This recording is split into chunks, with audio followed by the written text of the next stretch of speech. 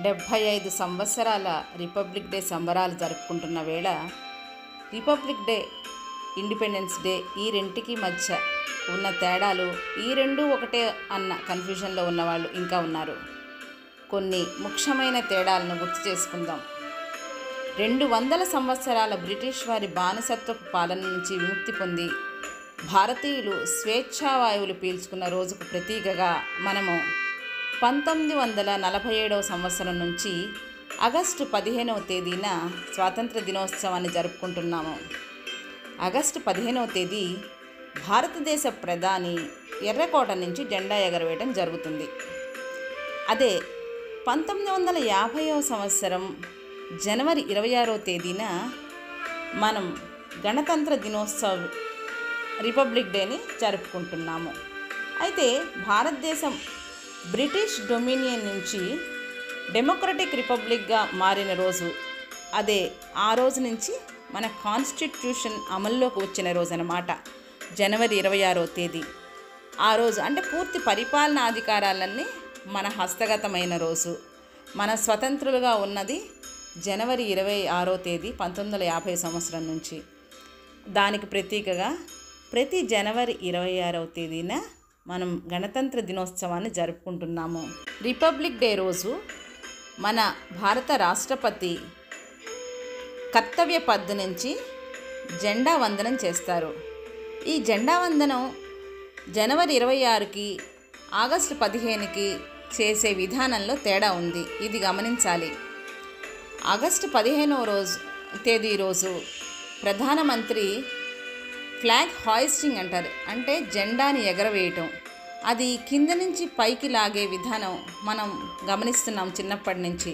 దాన్ని flag hoisting అంటారు. అది పైకి వెళ్ళి జెండా ఎగిరి ఆ ఫ్లవర్స్ అన్ని కింద పట్టం చూస్తాం. అంటే స్వేచ్ఛావాయువుల్లో మనం వచ్చినట్లుగా ప్రతీకగా ఆగస్టు 15 జరుపుకుంటాం.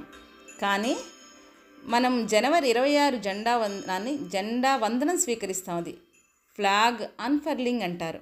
అంటే పూలతో టై చేసి ఉంటుంది జెండా, ఆల్రెడీ పైన పెట్టి ఉంటుంది. అది కింద నుంచి మనం లాగం అనమాట. ఆ రోజు పైన ఉన్న టైని జస్ట్ అది రిలీజ్ చేస్తాం అనమాట. అంటే మాకు అన్ని అధికారాలు ఉన్నాయి ఇక ఈ రోజు నుంచి అన్న దానికి ప్రతీకగా జనవరి 26వ తేదీన రిపబ్లిక్ డేని జరుపుకుంటాము.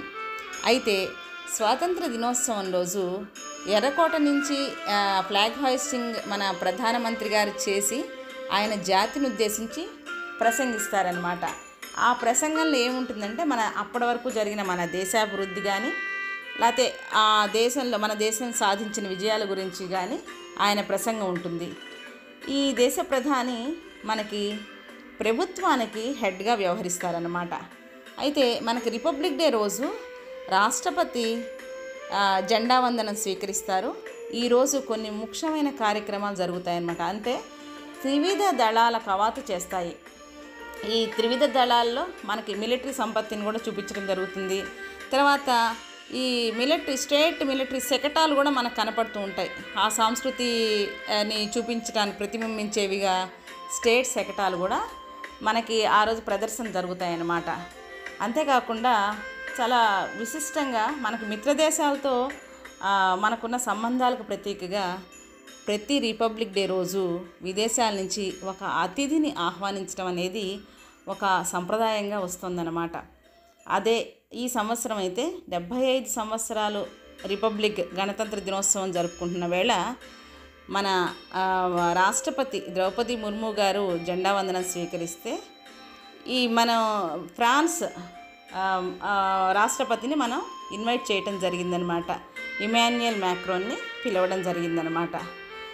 దేశానికి సంబంధించి ఆగస్టు 15 ప్రధానమంత్రి, అలాగే జనవరి 26 రాష్ట్రపతి ఎలాగ దానికి ప్రధాన పాత్ర పోషిస్తారో, అలాగే మన రాష్ట్రాలలో కూడా ఆగస్టు 15వ తేదీన సీఎం ఫ్లాగ్ హాయిస్టింగ్ చేస్తారనమాట ప్రతి స్టేట్లో.